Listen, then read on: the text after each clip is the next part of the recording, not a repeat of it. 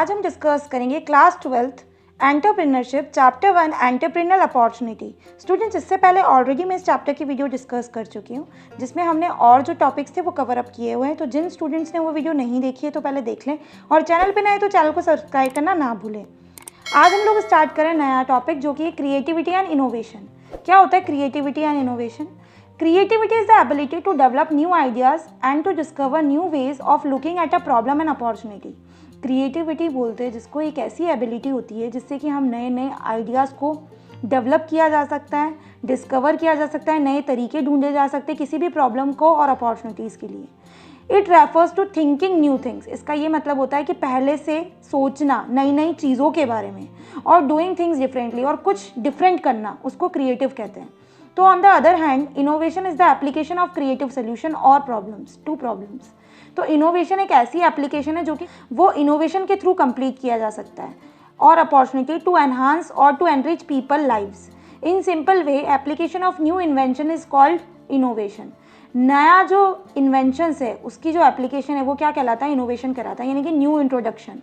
तो डरकर ने क्या डिफाइन किया है? Entrepreneur as an innovator. Entrepreneur को एक इनोवेटर माना है, और entrepreneur must try to get first mover advantage by trying new invention and applying creativity in the organization। कोई भी एंटरप्रेन्योर को सबसे पहले क्या करना चाहिए? सबसे पहला एडवांटेज लेना चाहिए। जो भी नई चीज़ उसके दिमाग में है उसको अप्लाई करना चाहिए ऑर्गेनाइजेशन के अंदर क्रिएटिविटी के साथ। तो entrepreneur is an innovator, action oriented and highly motivated. क्योंकि एक एंटरप्रेन्योर क्या होता है? एक नया स्टेप लेने के लिए, न्यू आइडियाज़ को इंट्रोड्यूस करने के लिए, और उसके साथ वो हाईली मोटिवेटेड भी होता है।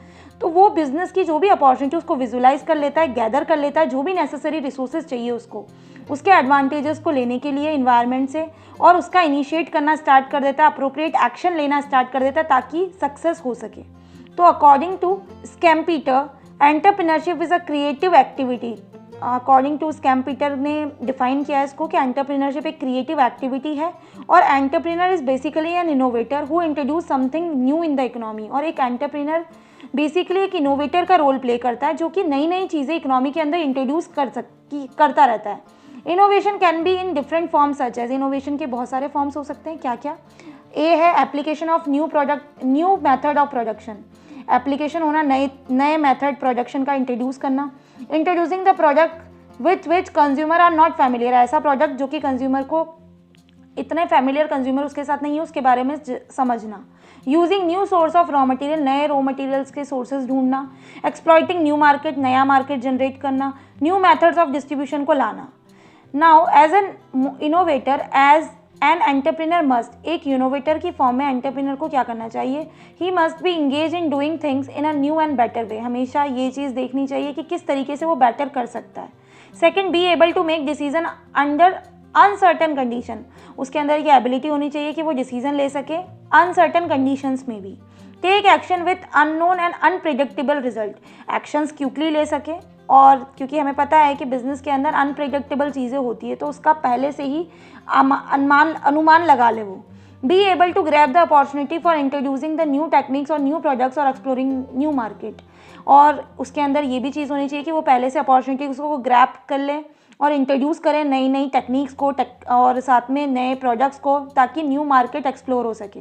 ही must explore new market and recognise the enterprise. और जितने भी एंटरप्राइज है उसको भी वो रिकॉग्नाइज कर सके। Now comes the creative and innovative process. अगर एक स्टूडेंट्स आपसे एग्जाम में क्वेश्चन आता है कि आप क्रिएटिव प्रोसेस समझाइए या इनोवेटिव प्रोसेस समझाइए, तो आपको यही आंसर लिख कर आना है क्या क्या होता है। तो brilliant ideas do not come out of blue.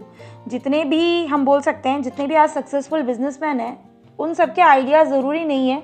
जितने भी ब्रिलियंस आइडिया अपने दिमाग में चल रहे होते हैं, इवॉल्व कर रहे होते हैं, उनके लिए काफ़ी ज़्यादा प्रोसेस और एक स्टेप्स की ज़रूरत पड़ती है।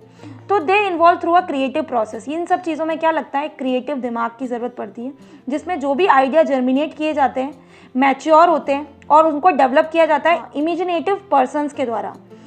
The creative process involve 6 stages. अब क्रिएटिव प्रोसेस के अंदर 6 स्टेजेस आती है। फर्स्ट स्टेज है आइडिया जनरेशन।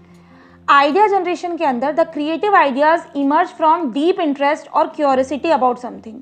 किसी भी इंसान के दिमाग में जब भी कोई क्रिएटिव थिंकिंग आती है तो उसका इंटरेस्ट होता है उस चीज़ में और क्यूरियोसिटी भी होती है उसको और ज़्यादा जानने की।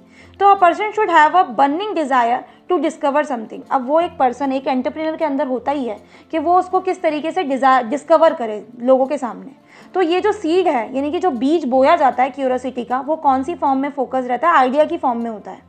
If the preside problem is motivated, और अगर वो प्रॉब्लम से बहुत ज़्यादा फैमिलियर है और मोटिवेट हो जाता है उस चीज़ को लेकर, enough to capture the individual attention, it leads to stage second. उसके बाद उसकी शुरुआत होती है दूसरे स्टेप की, जो कि होता है प्रिपरेशन।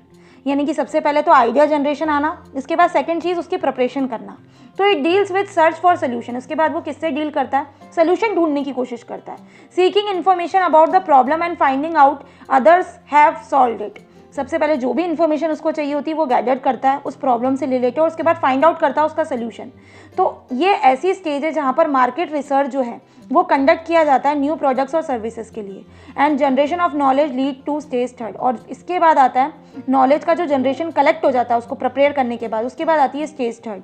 स्टेज थर्ड के अंदर है इंक्यूबेशन। इंक्यूबेशन का मतलब क्या होता है, ये एक ऐसी स्टेट होती है क्रिएटिव थिंकिंग की जहाँ पर जो भी इंफॉर्मेशन गैदर की जाती है बाय ह्यूमन फैंटेसी और universal knowledge, this unusual thinking and knowledge leads to stage four. अब वो जो थिंकिंग क्रिएटिविटी चल रही होती है माइंड के अंदर, उसी से नई स्टेप के अंदर जो भी नॉलेज उसने कलेक्ट किया होता है फिर नया स्टेप वो लेता है स्टेप 4 के अंदर, जो कि है इल्यूमिनेशन। यानी कि बहुत सारे मल्टीपल आइडियाज़ और सोल्यूशन जनरेट किए जाते हैं इस स्टेज के अंदर और बहुत सारे अप्रोचेस जो है प्रॉब्लम को इवेलुएट की जाती है। फ्लेक्सिबल अप्रोच को सेलेक्ट किया जाता है जो कि सबसे बेस्ट है। And with idea generation the creative person waits for an opportunity to trigger the idea. उसके बाद जो क्रिएटिव पर्सन होता है वो वेट करता है उस अपॉर्चुनिटी का कि वो किस तरीके से उस आइडिया को फॉर्म किया जाए। एंड इसके बाद आती है verification. In this stage idea generated is verified as realistic. और इसके बाद ये स्टेज आती है कि जो आइडिया उसने सोचा होता है उसको वेरीफाई किया जाता है रियलिस्टिक चीज़ों के साथ एंड यूजफुल। और this stage convert thinking and knowledge into application. अब जो उसने सोचा है, जो भी नॉलेज उसने गेन किया है, उसको एप्लीकेशन में लाने की बात होती है। तो ये stage each potential solution is tested against the problem. Problem के अगेंस्ट में हर चीज़ को टेस्ट किया जाता है। And now comes the stage 6 जो कि innovation. In this stage the assessment is done for the whole process. ये वो स्टेज है जहाँ पर पूरा कंप्लीट असेसमेंट किया जाता है जो भी पूरा प्रोसेस हो रहा है उसके according. And it may lead to achievement of desire result और नो प्रोग्रेस। और यहाँ से शुरुआत होती है अचीवमेंट की, जो भी डिज़ायर रिजल्ट है वो अचीव करना। और बहुत सी बार देखा भी जाता है कि both the cases the individual return back to stage 1 to start again. और दोबारा से अगर किसी एंटरप्रेन्योर को स्टार्ट करना है ये प्रोसेस तो दोबारा स्टेज 1 से शुरुआत होती है। It involve translation of idea into an application which has a commercial value. इसका एक और चीज़ भी होता है कि जो भी आइडिया ट्रांसलेट किया जाता है उसकी कुछ एप्लीकेशन वैल्यू निकाली जाती है, उसको कमर्शियल वैल्यू में ट्रांसफर किया जाता है यानी कि मनी के टर्म्स में। तो जो भी बिजनेस आइडिया डेवलप किया जाता है अल्टीमेटली उसका आउटकम जनरेट किया जाता है। यहाँ पर आप लोगों को ये प्रोसेस भी दिख रहा है डायग्राम के थ्रू। तो एग्जाम में अगर क्वेश्चन आता है तो आपको इसी तरीके से पहले डायग्राम बनाना है, इसके बाद आप इसका एक्सप्लेनेशन पार्ट कर सकते हैं। सबसे फर्स्ट स्टेज में आपको आइडिया जनरेशन के बाद प्रिपरेशन करना, प्रिपरेशन के बाद इंक्यूबेशन, इंक्यूबेशन के बाद इल्यूमिनेशन और इल्यूमिनेशन के बाद वेरिफिकेशन। ये पूरा स्टेप है जो कि आपको क्रिएटिव और इनोवेटिव प्रोसेस को एक्सप्लेन करता है। तो आई होप स्टूडेंट्स आप लोगों को समझ में आ गया होगा। तो अब आप लोगों को करना क्या है, ज़्यादा से ज़्यादा आप मुझे कमेंट करके बताएं कि आपको ये वीडियो कैसी लगी। और जो स्टूडेंट चैनल पे नए हैं वो चैनल को सब्सक्राइब करना ना भूले एंड साथ में नोटिफिकेशन बेल आइकन को जरूर प्रेस कर दे ताकि मेरी अपकमिंग सारी वीडियोज़ की नोटिफिकेशन आपको मिलती रहे। जल्द मिलते हैं नई वीडियो के साथ। Thank you.